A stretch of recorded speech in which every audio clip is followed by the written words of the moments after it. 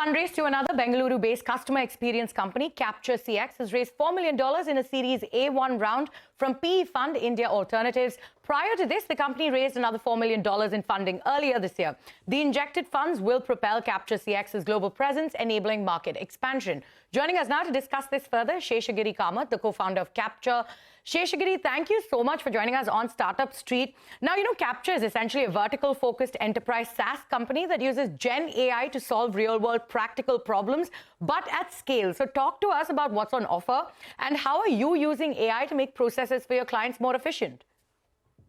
Thank you so much for having me over. So we operate in the customer experience domain.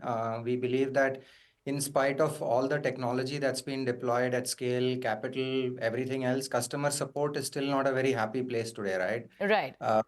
Most people still dread talking to a support agent. We do realize that the biggest way to solve for this is by taking a vertical approach. So we picked 4 verticals. We have retail, e-commerce, we have travel, BFSI, consumer durables, and then we went very deep into it to ask, okay, what does it take to solve problems in a better way at scale? Then we realized that our focus needs to be purely on large enterprise. So using that approach, we've managed to acquire over 1,000 customers today in 18 countries. Absolutely. Yeah, you can continue.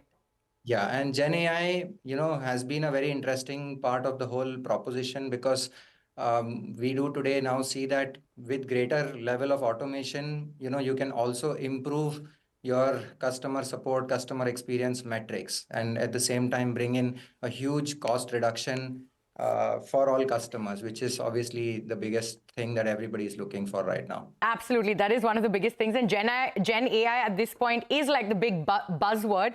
Now, you saw exponential growth post-COVID and you started operations across various countries, about 5 countries right now. So talk to us about which are the countries you're present in, any new ones that you're looking to expand into, what's your top performing market?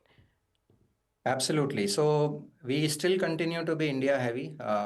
Just about 60%, a little over that comes from India. About 15 to 20% of our revenue today comes from the US market. That market's growing pretty well. Indonesia and the Middle East also are markets where we have set up local offices because we focus on large enterprises. So we do end up, having feet on street and invest in local, presence there.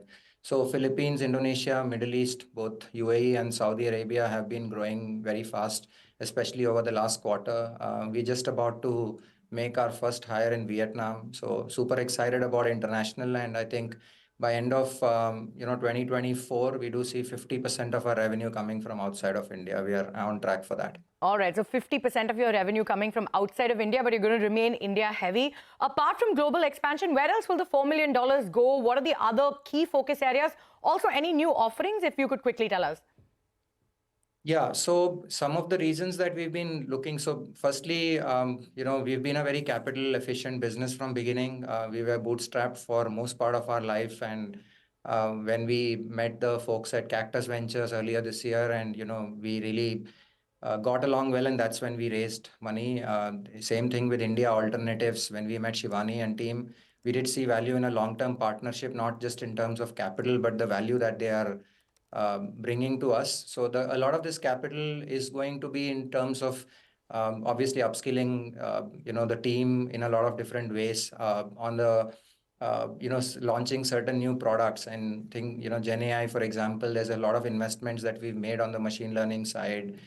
We deploy vertical LLMs, which are specific to each of the verticals. So that also is a big commitment from our side.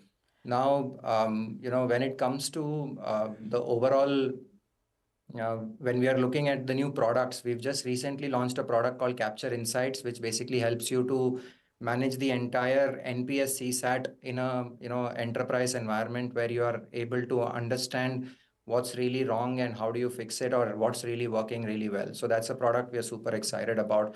And because of our singular focus only on customer experience, everything that we do now or in future tends to revolve around customer experience. And in that domain, we ask, what can we do to make support better, and how can we make the agent or anybody else in that domain more effective? Right. We're completely running out of time. In 10 seconds, if you can tell us, what are the revenue targets for this year? How much do you hope to achieve? And are you profitable?